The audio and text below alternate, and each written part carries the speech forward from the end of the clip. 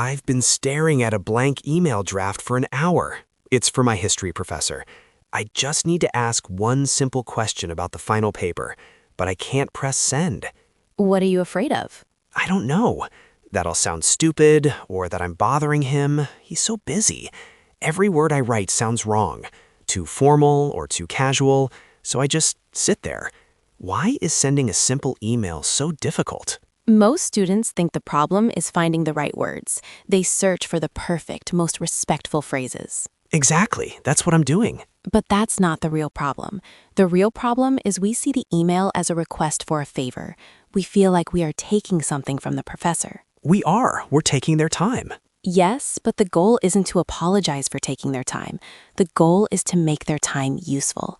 A good email isn't an interruption. It's a tool that helps them teach you better.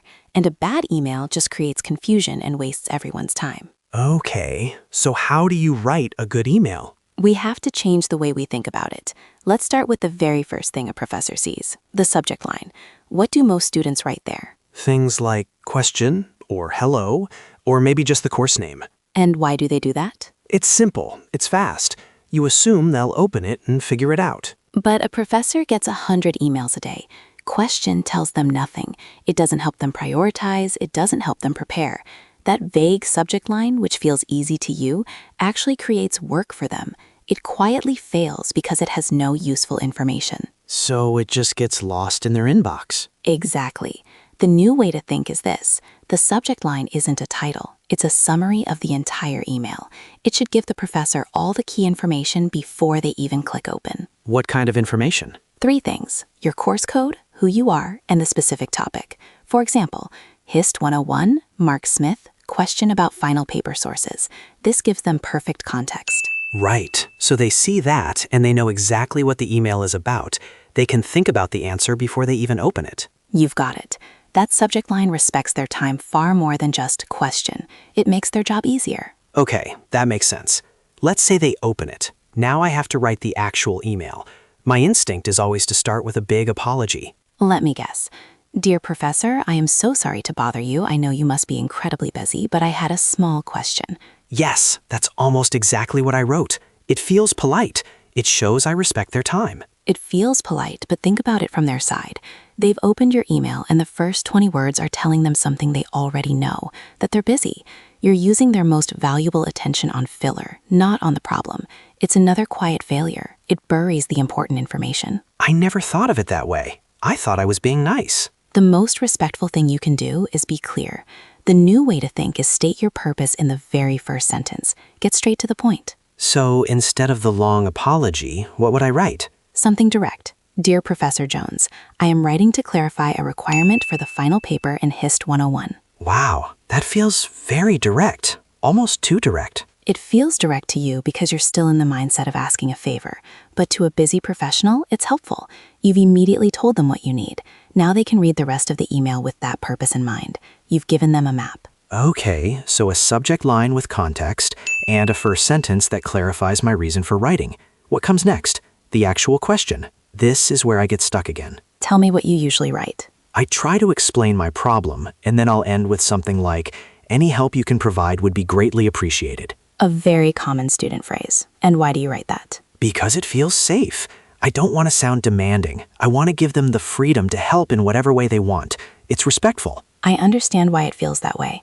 But once again, let's look at it from the professor's perspective. They've read any help would be appreciated, and now they have a new job. They have to become a detective. They have to figure out what kind of help you actually need. Do you need a link to a resource? Do you need to meet? Do you need a simple yes or no answer?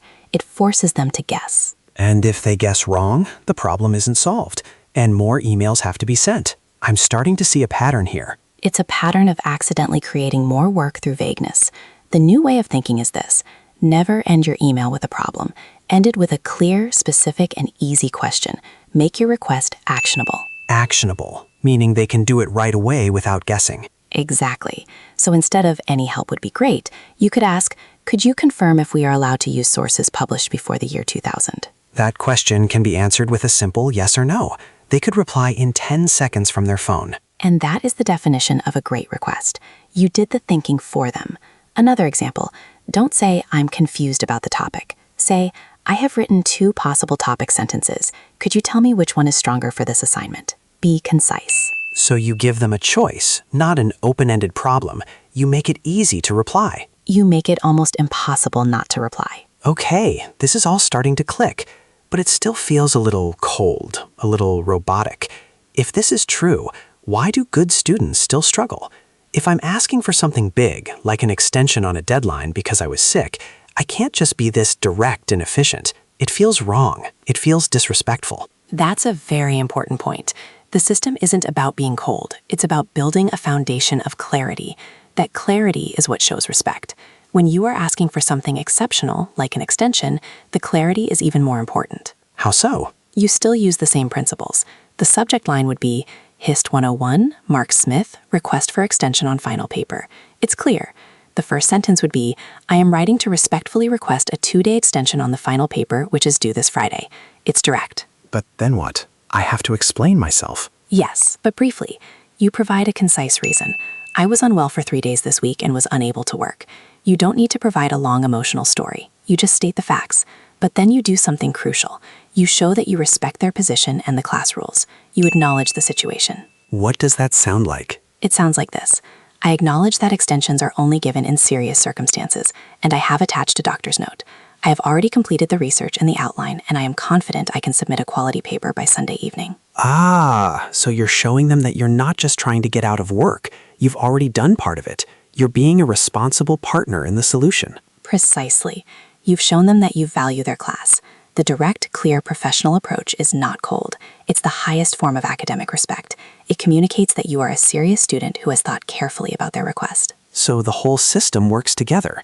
It's not just a list of rules. It's a way of thinking. Let's try to build an email from scratch using this thinking. Let's go back to your original problem, your question about the final paper. Okay, so the subject line would be HIST 101, Mark Smith, question on paper formatting. That gives the context. Perfect. What's next? The opening, no apology. Dear Professor Jones, I am writing to clarify the citation style for the final paper. Excellent. Direct and clear. Then the body. I should explain what I've already done to find the answer. That shows respect. So, I have checked the syllabus and the online course portal, but I couldn't find the specific information. I want to ensure I use the correct format. That is a brilliant step. It anticipates the professor's first question, did you check the syllabus? By answering it first, you save them time and show you're not lazy. And now the final part, the request. It needs to be actionable and concise. So instead of, can you help me, I'll write, could you please let me know if we should use MLA or Chicago style? Fantastic. The answer is one word. You have made it incredibly easy for him to help you.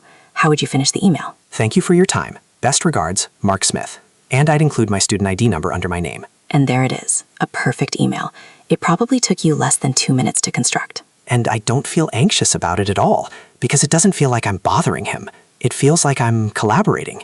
The whole message shows that I acknowledge his expertise and that I'm trying to be a good student. That's the transformation. An email isn't a sign of weakness or confusion. It's a sign of engagement. It's a professional tool for learning. So a good email isn't about using fancy words or being overly polite. It's just about being incredibly clear. It's about respecting the other person's time and attention so much that you do the work to make things easy for them. And when you make it easy for someone to help you, They are much more likely to do it, and quickly. It's not about email rules. It's about empathy, thinking about what the other person needs to see. It's kindness, almost. that's a beautiful way to put it. Something just clicked. Hello, everyone. Welcome to Modern Skills in English. We're so glad you're listening. If this conversation helped you, we'd love to know what other challenges you face as a student. Let us know in the comments what topic we should talk about next.